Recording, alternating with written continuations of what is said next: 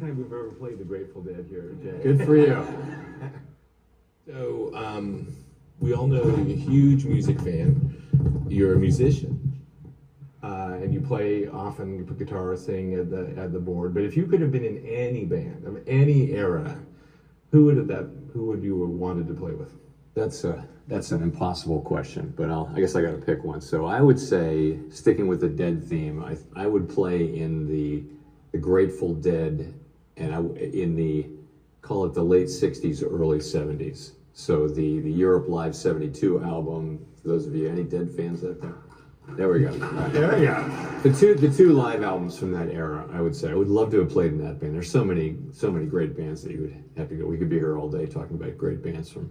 And do you remember the music of the Grateful Dead from 1969 and 1972? Yes, I do.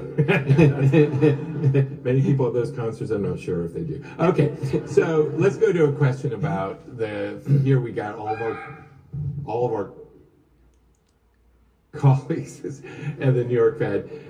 So tell us about how do you see the role of the New York Fed, along with the other reserve banks? So you've been at the board now 12 years. You've been chair now 6 years. So how do you view us and what we do and work together? And just talk a little bit about kind of your view of New York and the New York Fed. Okay, so the first word that comes to mind is cool, I think.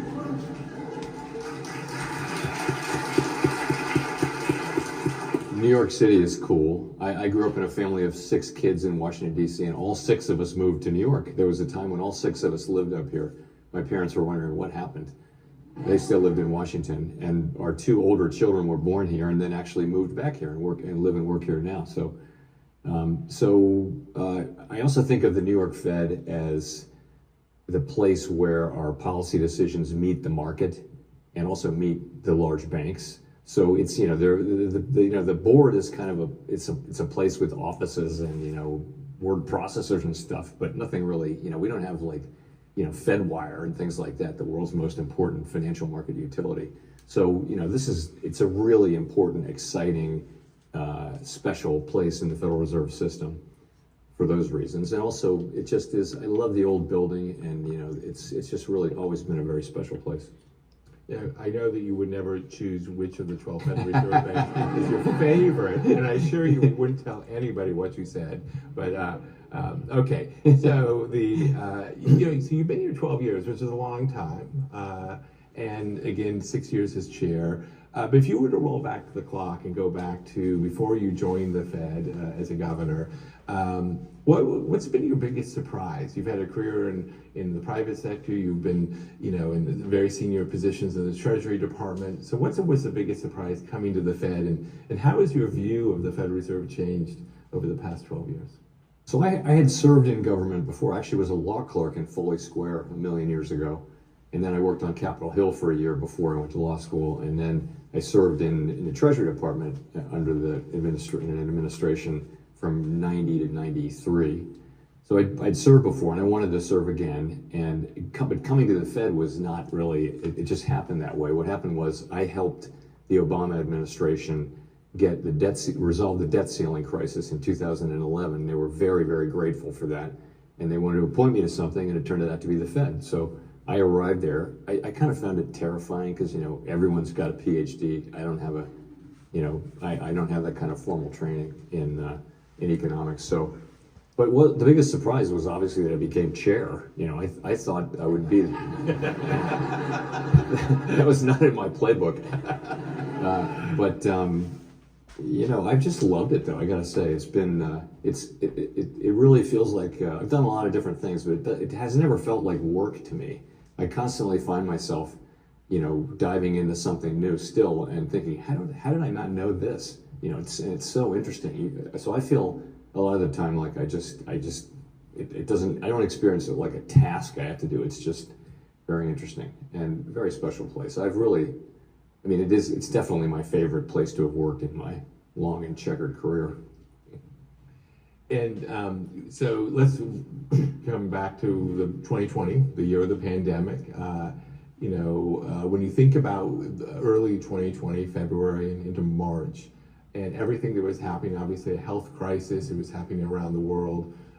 concerns about what was it going to mean for the American economy, the global economy, the financial system. So when this first struck, what was your biggest fear sitting as chair of the Fed? Well, if you remember it well, I mean, we felt within a few weeks, we went from thinking, I remember going from thinking that, you know, this will pass through to we have to shut the economy down in about 2 weeks. And then the question was, what is that going to look like? What, you know, how do you reopen the economy? We didn't know when vaccines would come, how effective they would be. We didn't know if COVID wouldn't kill just millions and millions of people. If you remember, you were hearing about everybody was getting intubated and then dying, and then they stopped doing that because it wasn't working. But, you know, really, we didn't know it was a moment when we thought the bottom could just drop out of the global economy, and we could be 5 years in this hole. And so I think that was a very sobering moment. And what we decided to do collectively was to just use our tools in ways that they really hadn't been used before. Just take them to the full extent with, you know, crossing red lines like lending to corporates, lending to munis, and things like that.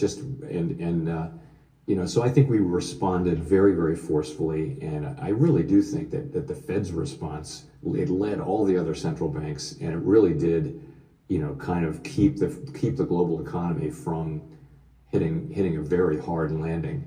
And I mean, in fact, if you remember, for a year after that, everywhere we went, the other central bankers would say, "You guys, you saved us," you know. So I'm really proud looking back on that you know, we were very important in that time. Now, since then, of course, then comes the inflation and all that. So that part of it was, you're asking about the very beginning.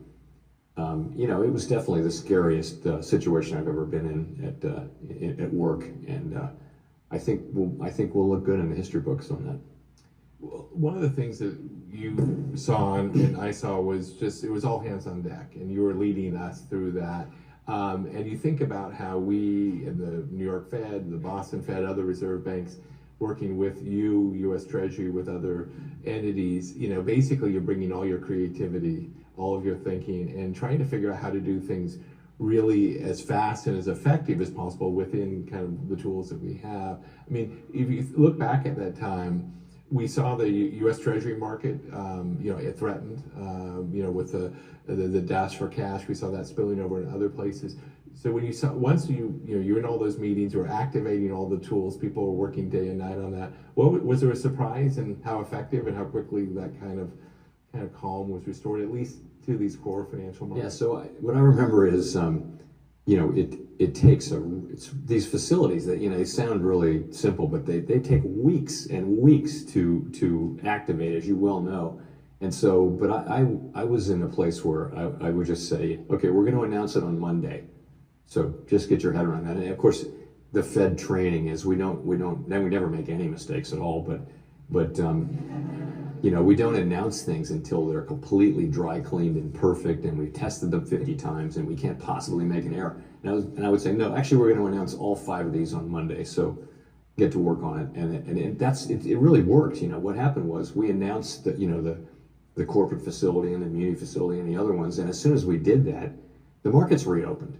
You know, we met with a group of home builders during this period, and you know, the home builders a lot of them are, the public ones are pretty highly leveraged and, you know, in a very sensitive, economically sensitive industry, and they were 6 weeks from Chapter 11. You know, that's where they were, and they were very scared. And so we made our announcements, and you know, the leveraged finance markets just reopened, and people started being able to finance. And it was the announcement effect, and which, you know, they talked about that during the global financial crisis. Hank Paulson talked about, give me a big enough bazooka and I won't have to use it. They didn't really do that, but we did, and it actually really worked. We wound up making almost no loans. If you remember, we had the capacity to make $6 trillion of loans.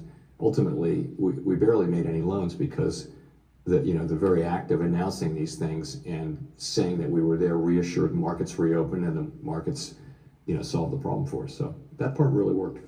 The announcement effects were unbelievably powerful. I will say, for the teams here at the New York Fed, who